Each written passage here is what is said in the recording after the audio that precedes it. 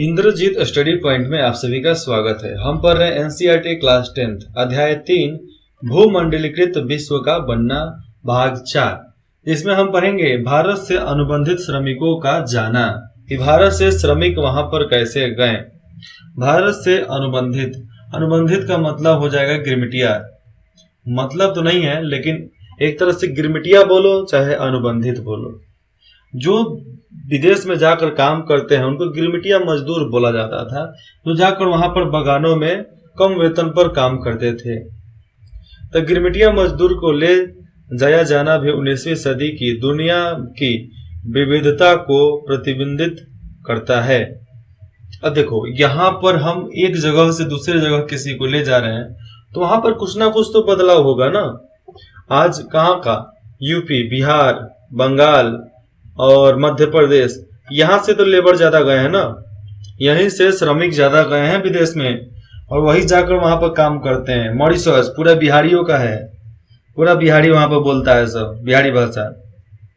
और भी एक देश है जहां पर बिहारी, अब बिहारी कौने देश में नहीं है, सब देश में है सब, बस खोजना पड़ता है। थोड़ा मोड़ा खाली भोजपुरी बोल दो, मिल जाएगा सब।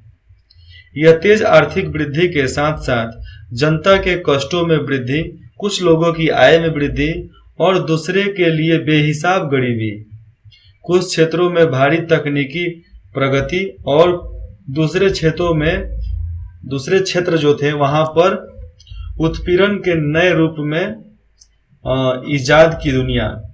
यहाँ पर देखो, शुरुआत से बताता हूँ। हर जगह पर तेजी से वृद्धि हुई, जैसे वे हर जनता को कष्टों की वृद्धि हो गई, मतलब उनको बहुत ज्यादा दिक्कत होने लगा। कुछ लोग के आय में वृद्धि हो गई, ज्यादा कमाने लगे। कुछ लोग बेहिसाब गरीब हो गए, कुछ लोग तकनीक में आगे बढ़ गए और कुछ क्षेत्रों में एक नए रूप के इजाद की दुनिया आ गई, जिसमें बीमारी हो गया, महामारी हो गया, चाहे बाढ़ से लोग दहा गए वहां पे। तो ऐसे प्रकार के बहुत सारे यहाँ पर इर्द गिर्द हर तरह में कुछ ना कुछ बदलाव आया वहां पे। और अपने ही एरिया से जाते हैं, हिंदुस्तान में आप कहीं भी लेबर चेक कर लो तो यूपी, बिहार, बंगाल, मध्य प्रदेश, पूरे हिंदुस्तान के बाकी किसी राज्य में चल जाओ, वहां पर 10 में से 6 मजदूर मिल जाएंगे बिहारी, नहीं तो उत्तर प्रदेश, बिहार, बंगाल के मिलाकर ही 6 मिल जाएंगे वहीं का। बिहार का 4 लेबर होगा, आप 10 में से खोजोगे तो।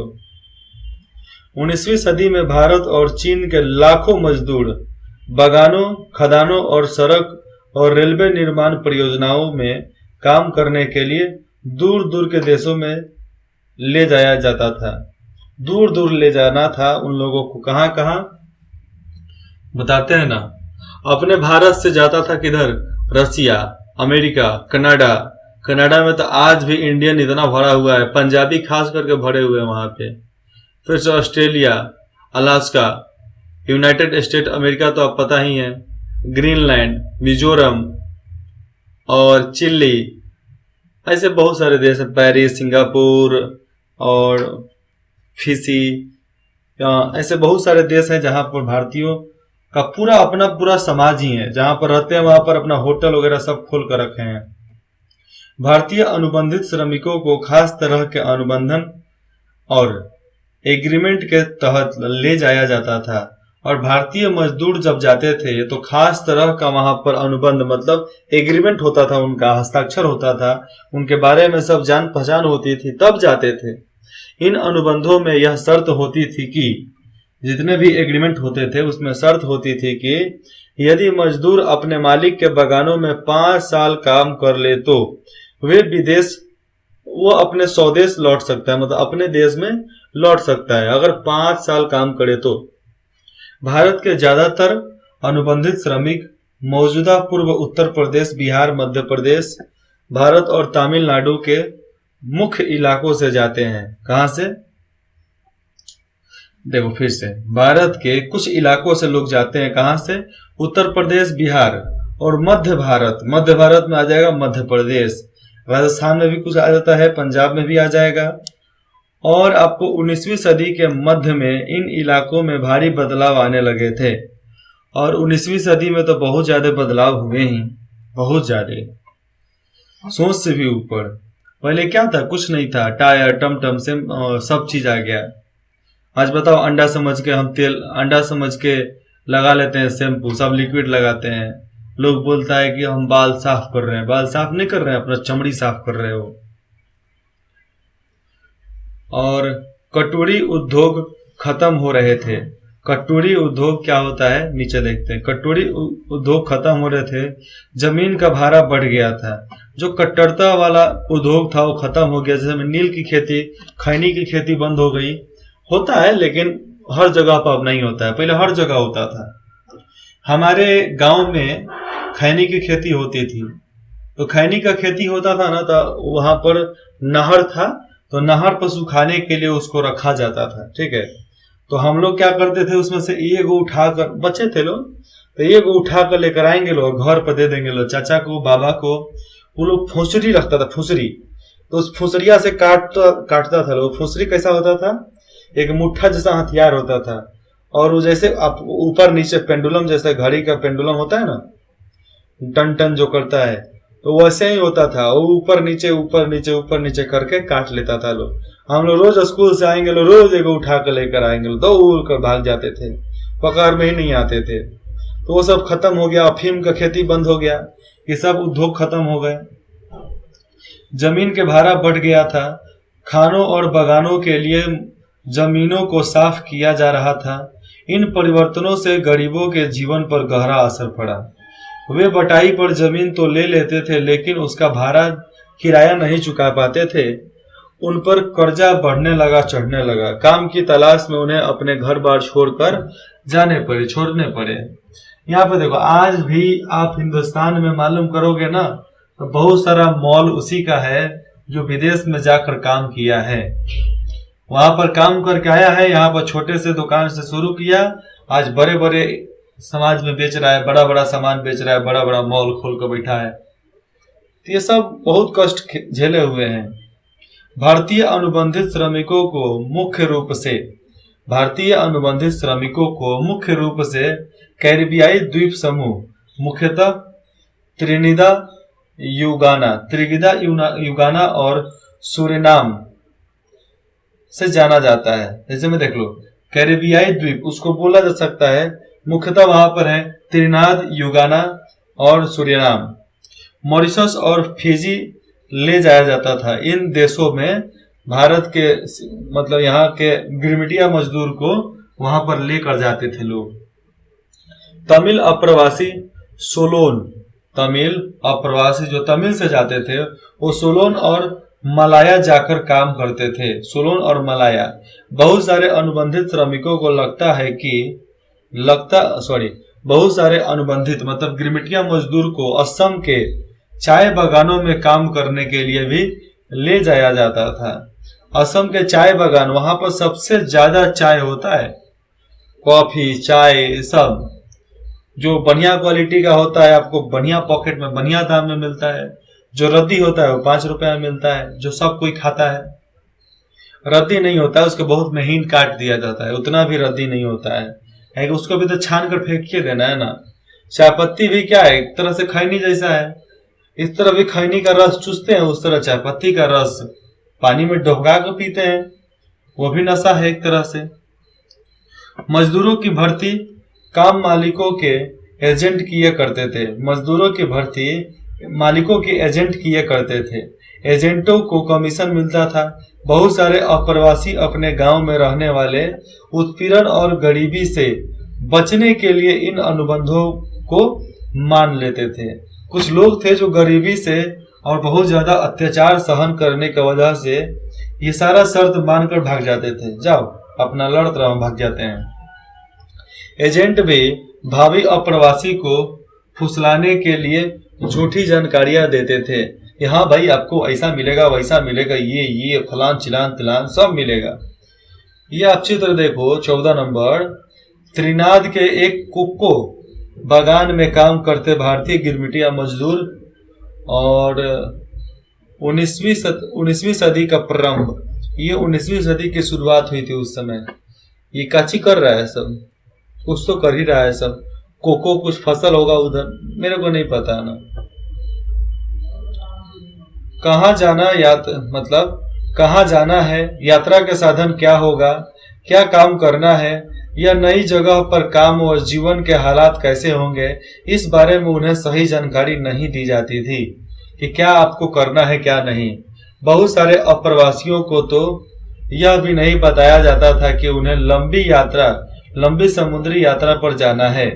अगर कोई मजदूर अनुबंधन के लिए राजी नहीं होता था तो एजेंट उसका अपहरण तक कर लेते थे, अपहरण करके उसको भेज देते थे, जाओ भाग यहाँ से। 19वीं सदी की इस अनुबंधन व्यवस्था को बहुत सारे गांवों ने नई दास प्रथा का भी नाम दिया। बहुत गांव ने बोला ये नया दास प्रथा है, मत जाओ, इसीलिए लोग विदेश जाना बंद कर दिए। बगानों में यह कार्यस्थल पर पहुंचने के बाद मजदूरों को पता चला था कि वे जैसी उम्मीद कर रहे थे वहां वैसा हालात नहीं है, जैसे ये सोचे वैसा वहां पर नहीं है। नई जगह के जीवन एवं कार्य स्थितियां कठोर थी, बहुत ज्यादा दिक्कत वाला था। मजदूरों के पास कानूनी अधिकार कहने भर को भी नहीं थे, मतलब ये बोल दे कि हमें कानूनी अधिकार है तो कहने के लिए भी नहीं था कि अधिकार है आपका। इसके बावजूद मजदूरों ने भी जिंदगी बसर करने के अपने तरीके ढूंढ लिए थे और वहां के मजदूर भी अपना जिंदगी बसर करने के लिए ढूंढ लिए अपना जगह। अरे भैया, जहां पर बिहारी या उत्तर प्रदेश के लोग हो, मजबा ना जमे, ससुरा हो ये नहीं सकता है ऐसा, वहां पर हम लोग करिए लेंगे कुछ ना कुछ। बहुत सारे तो भागकर जंगलों में ही चले गए। अगर ऐसे मजदूर पकड़े जाते तो उन्हें भारी सजा दी जाती थी। भागे हुए मजदूर को पकड़कर उनको पटक कर पीटा जाता था। बहुतों ने अपनी पुरानी और नई संस्कृतियों का सम्मिश्रण करते हुए व्यक्तिगत और सामूहिक आत्मविश्वास के नए रूप खोज लिए। बहुत लोग जो थे अपने पुराने और नए संस्कृति दोनों को मिलाकर चलने के लिए अपने आप को दोनों को मिलाकर चलने के लिए सीख गए। ठीक है। त्रिनिदा के मुहर्रम सालाना जुलूस को एक विशाल उत्सव मेला के रूप में मनाया जाता है और इस मेल को इमाम हुसैन के नाम पर रखा गया। किसके नाम पे? इमाम हुसैन के नाम पर नाम दिया गया था। इसमें सभी धर्मों और नस्लों के मजदूर हिस्सा लेते थे। इस प्रकार रास्ते फरियानवाद, जिसको इंग्लिश में बोलते थे रास्ते फ्रेनिज्म नामक विद्रोही धर्म, जिसे मौलाना के रैगे गायक बॉब मार्ले ने मंजिल के शिखर पर उसे पहुंचा दिया था, भी भारतीय अप्रवासियों और कैरिबियाई जो द्वीप थे अमेरिका के, तो कैरिबियाई द्वीप के बीच इन संबंधों को एक झलक देखी जा सकती है। जैसा ये मेला इतना झकास लगता है। त्रिनिदा और गुआना में मशहूर चटनी म्यूजियम, वहां पर चटनी म्यूजियम है का मशहूर चटनी म्यूजियम भी भारतीय अप्रवासियों के वहां पहुंचने के बाद ही सामने आई। व्यक्तियों की उदाहरण और वहां पर हर किसी का एक उदाहरण एक नया तरीके से दिया जाता था। सांस्कृतिक समागम के ये स्वरूप एक नई वैश्विक दुनिया के उदय की प्रक्रिया का अंग था। ये जो नया समागम था, लोगों का मिलना, संस्कृति का मिलना, एक नए दुनिया का उदय करना था ना। पहले के लोग कट्टर थे, आज के लोग सब मिलाजुली सरकार चल रहे हैं, मिली जुली।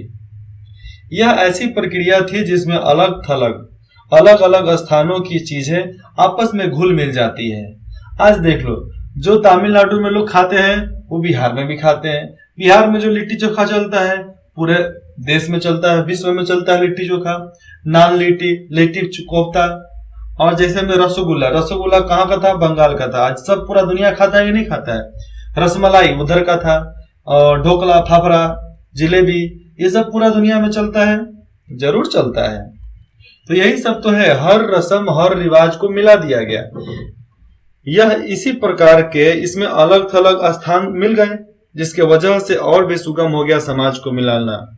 उनकी मूल पहचान और विशिष्टताएं, उनकी गुण गुम हो जाती थी और बिल्कुल नया रूप सामने आ जाता था। जो उनका मूल पहचान था, उनकी जो विशेषताएं थी, गुण था, वो खत्म होकर एक नया गुण के रूप में वो सामने आता था, जिसको सब लोग जानते हैं। ये चित्र 15 आप देखिए, शिनाख्त के लिए, शिनाख्त मतलब गिनती के लिए, इनका मतलब अटेंडेंस, तो उसके लिए गिरमिटिया मजदूरों के चित्र देखो यहाँ पर 1368, 1339, 1360, 1363, 64, 66, 61, 68, 1311, 12, 16 और 1317, ऐसे यहाँ पर गिनती होती थी इनकी कपड़ा खुलवाकर। मालिकों के लिए इन मजदूरों के नाम नहीं बल्कि उनकी संख्या का ही महत्व होता था। केवल संख्या से लोग याद करते थे, क्योंकि number is the most powerful. ज्यादातर अनुबंधित श्रमिक अनुबंध समाप्त हो जाने के बाद भी वापस नहीं लौटते। ज्यादातर जो वहां पर मजदूर थे उनका मतलब वहां पर जो भी एग्रीमेंट था खत्म हो जाने के बाद भी वापस नहीं आते थे। जो वापस लौटे उनमें से भी अधिकांश केवल कुछ ही समय यहाँ बिताकर फिर अपने नए ठिकानों पर वापस चले गए। और इसी कारण इन देशों में भारतीय मूल के लोगों की संख्या बहुत ज्यादा पाई जाती है। क्या आपने नोबेल पुरस्कार विजेता साहित्यकार B.A. नायपॉल का नाम सुना है? वह भी इधर के ही अप्रवासी लोग थे। आप में से कुछ लोगों ने वेस्ट इंडीज के क्रिकेट खिलाड़ी शिवरेन चंद्रपॉल और रामनरेश सरवन का नाम भी सुना ही होगा। क्या आपको अभी ऐसा लगता है, कभी भी ऐसा लगता है कि इनका नाम भारतीयों जैसे क्यों है? इसकी वजह यही है कि वह भारत से गए हुए अनुबंध गिरमिटिया मजदूर के वंशज मतलब बेटा बेटी है। ये चित्र 16 देखिए, यही परमिट था जिस पर सब नाम पता लिखकर उनको दिया जाता था कि भैया यही आपका एग्रीमेंट है। यह अनुबंधित श्रमिक गिरमिटिया मजदूर के अनुबंधन का फॉर्म, ये फॉर्म है जो भर कर ही जाना पड़ता था। 20वीं सदी की शुरुआती सालों से ही हमारे देश के राष्ट्रवादी नेता इस प्रथा का विरोध करने लगे थे। उनकी राय में यह बहुत अपमानजनक और क्रूर व्यवस्था थी। इसी दबाव के कारण 1921 में इसे खत्म कर दिया गया, गिरमिटिया मजदूरी खत्म कर दिया गया। लेकिन इसके बाद भी कई दशक तक भारतीय अनुबंधित मजदूरों के वंशज कैरिबियाई द्वीप समूह में बेचैन अल्पसंख्यकों का जीवन जीते रहे। अब वहां पर ये लोग अल्पसंख्यकों का जीवन जीते रहे थे। कहाँ पे? कैरिबियाई मतलब अमेरिका के देश में, अमेरिका में। वहां के लोग उन्हें कुली मानते थे। कुली मतलब सामान ढोने वाला। उन्हें उनके साथ कुलियों जैसा बर्ताव करते थे, गधों का जैसा बर्ताव होता था इनके साथ। नायपॉल के कुछ प्रारंभिक उपन्यासों में बिछोह मतलब नायपॉल जो थे उनके प्रारंभिक उपन्यास में जो था उनमें बिछोह और परायेपन के इस एहसास को खूब देखा जा सकता था। अब देखो यहाँ पर है उपन्यास में बिछोह मतलब उनको एक अलग तौर से देखना, और परायण मतलब ऐसा जताना कि तुम दूसरे देश से आए हो, हमारे देश के नहीं हो। तो ऐसे उनके नोबेल उपन्यास जो है उसमें अक्सर आपको एहसास होगा कि वो क्या लिख रहे हैं। उनको लगता है कि हम इस देश के नहीं हैं, हम विदेश के हैं। आगे पढ़ते हैं। स्रोत का एक गिरमिटिया मजदूर की आपबाती। राम नारायण तिवारी भारत के गए हुए गिरमिटिया मजदूर थे। उन्होंने 20वीं सदी की शुरुआत में डेमरार में 10 साल काम किया था। उनके स्मरण का एक अंश लिखते हैं। तमाम कोशिशों के बावजूद मैं उन कामों को ठीक से नहीं कर पाया जो मुझे सौंपे गए थे। कुछ ही दिनों के भीतर मेरे हाथ पर जगह जगह छिल गए थे। मैं हफ्ते भर तक काम पर नहीं जा पाया। इसके लिए मुझे सजा दी गई थी। 14 दिन जेल में काटने पड़े। नए प्रवासियों को काम बहुत भारी पड़ता था और वे दिन भर में अपना काम पूरा नहीं कर पाते थे। अगर काम संतोषजनक ढंग से पूरा न हो तो तनख्वाह भी काट ली जाती थी। इसलिए बहुत सारे लोगों को उनका पूरा वेतन नहीं मिल पाता था और नहीं मिल पाता है, और उन्हें तरह तरह से सजा दी जाती थी। दरअसल मजदूरों को अपने अनुबंध की अवधि भारी मुश्किलों में, मतलब जो भी उनका समय शुल्क था, समय था, उनको बहुत मुश्किलों में बितानी पड़ती थी और बहुत दिक्कत था इन लोगों का, क्योंकि ये तो ऊपर से तिवारी मतलब पंडित लोग का तो वहां पर बहुत हालत खराब कर देता था सब। पंडित लोग का था कि खाली खाना है बैठ के, वहां पर तो काम करना था, तो कहाँ से काम करेंगे लोग, इसलिए इन लोगों को लगता था कि बहुत भारी काम है, इसीलिए वहां पर कूटता था सब ऐसे लोगों को, बढ़िया से पकड़ के कूटता था सब। आगे पढ़ेंगे विदेश में भारतीय उद्यमी, क्योंकि उस समय ब्राह्मण ज्यादा काम नहीं करते थे ना। अगले भाग में विदेश में भारतीय उद्यमी के बारे में, मतलब भारतीय रोजगार के बारे में पढ़ेंगे। इंद्रजीत स्टडी पॉइंट में जुड़ने के लिए आप सभी का बहुत बहुत धन्यवाद। फिर मिलते हैं अगले भाग में, भाग 5 में। अगर देखिए आपको भारत में राष्ट्रीयवाद तो चल रहा है ना, अगर आपको कुछ कमेंट करना है, कुछ सलाह देना है, तो हमें आपके कमेंट का इंतजार रहेगा।